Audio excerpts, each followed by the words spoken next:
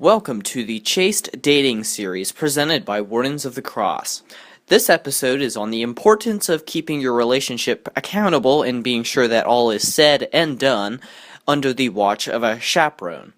While this episode is ultimately on the necessity and the reasons for chaperones, we shall first discuss physical boundaries and restrictions within courtships and relationships as to offer some context.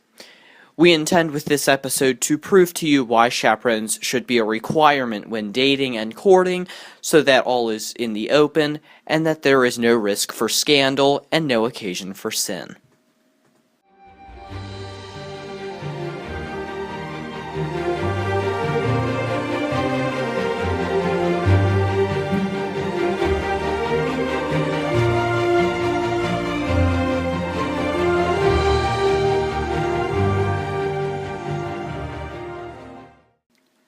As every Catholic should know, the marital act is designed as an act of purest intimacy between married couples.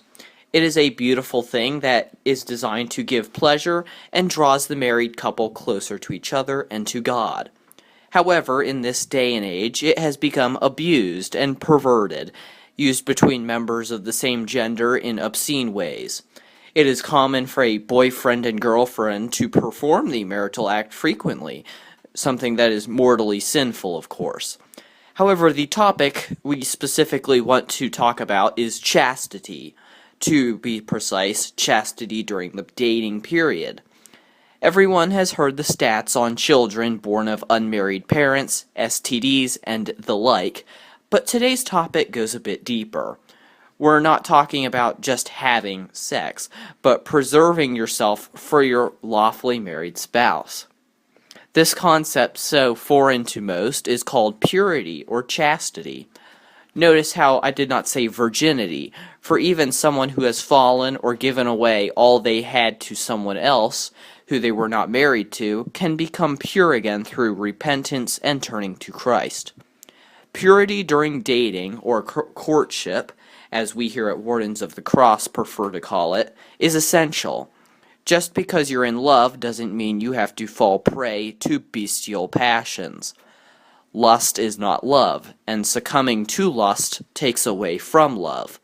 Very few people actually marry the person they lost their virginity to. Obviously, any kind of sexual contact, passionate kissing, and the like must be absolutely eschewed from the relationship. Regina Scribum and I, who are not married, decided to save our first kiss for our wedding day and limit physical contact to hand-holding, hugs, and perhaps the lightest peck on the cheek.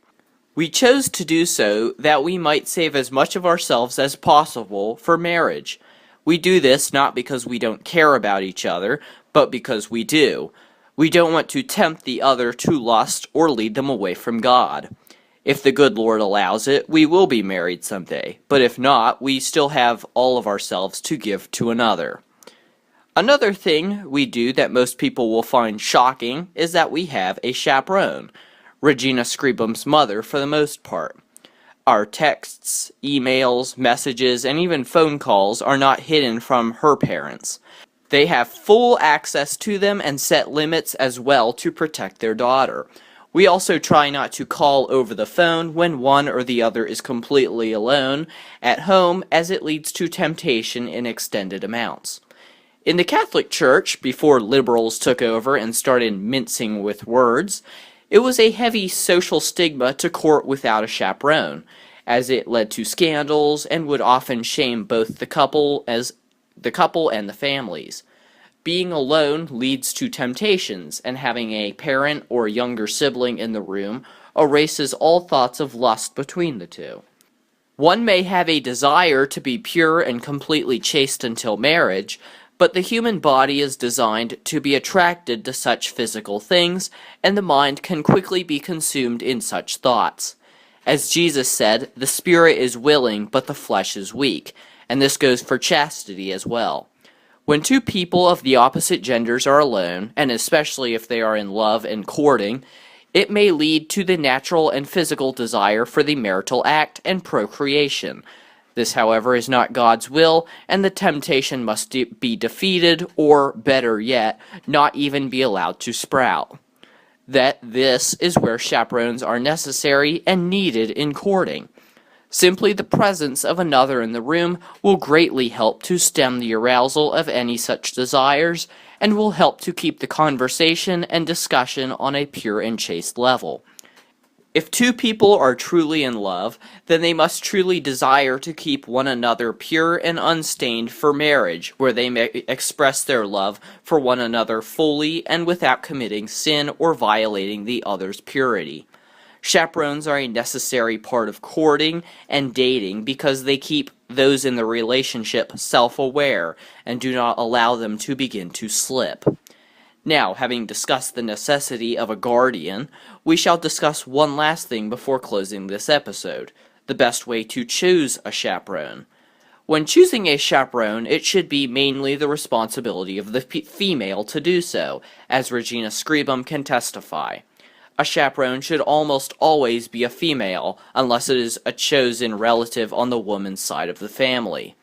It should not need to be specified why a male from the man's side should never be a chaperone. The best choice for a chaperone is a female chosen by the female, or obviously, a parent. When selecting a chaperone, it should be a trustworthy person whose word is always true. Half the job of the chaperone is simply to be a hearsay so that there is no scandal or rumor about anything physical in the relationship. Chaperones are possibly one of the most critical and important parts of courtships, today and always. Due to a lack of chaperoned dating, there has been an influx of fornication and impure actions between couples due to their being unwatched and unguarded.